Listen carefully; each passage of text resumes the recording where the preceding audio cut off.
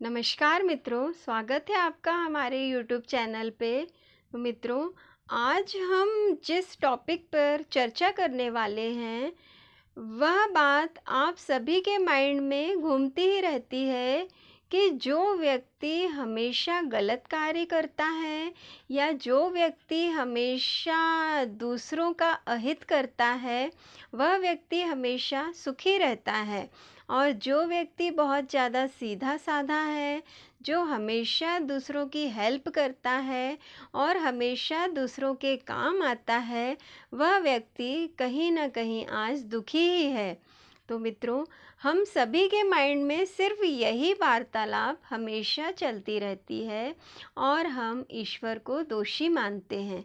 पर मित्रों, हमारे भागवतिक शास्त्र में एक अलग सिस्टम चलता है।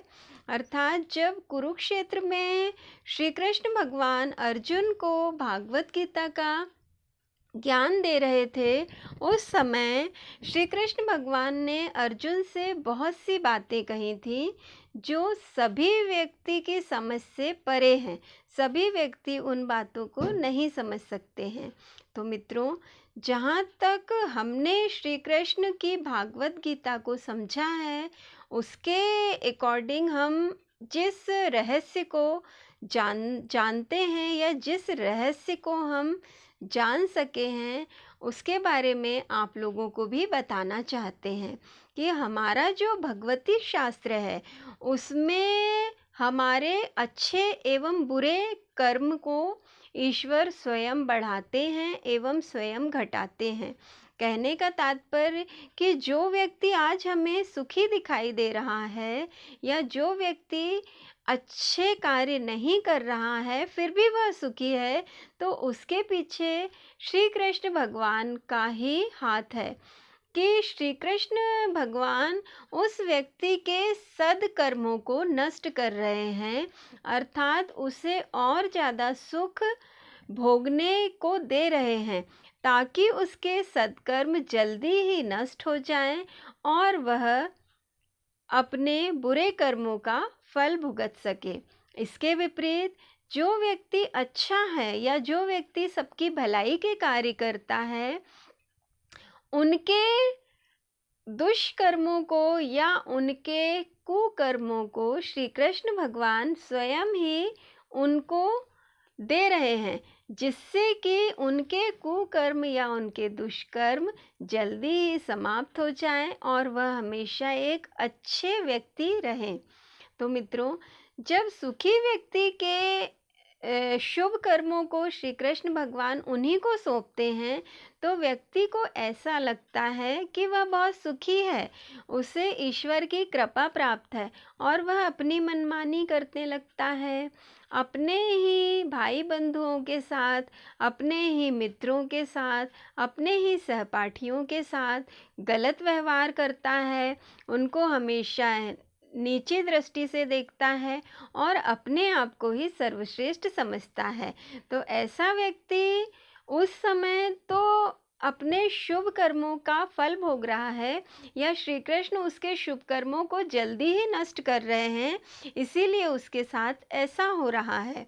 किंतु आने वाले समय में उसका जीवन बहुत ही कष्टमय होने वाला है, यह श्री कृष्ण भगवान भी जानते हैं और हम भी। आपने अपने आसपास ऐसे बहुत से लोगों को देखा होगा कि जिनका जीवन हमेशा अच्छा रहा है, उनका कहीं ना कहीं अंत खराब ही रहा है, क्योंकि जो कर्म हम करेंगे उसका परिणाम हमारे सामने ही आएगा। इसके विपरीत जो व्यक्ति को हमेशा दुख मिल रहा है, तो उसके दुष्कर्मों को या उसके पाप कर्मों को श्री कृष्ण भगवान जल्द ही दूर करना चाहते हैं और उसे शुभ कर्म में परिवर्तित करना चाहते हैं।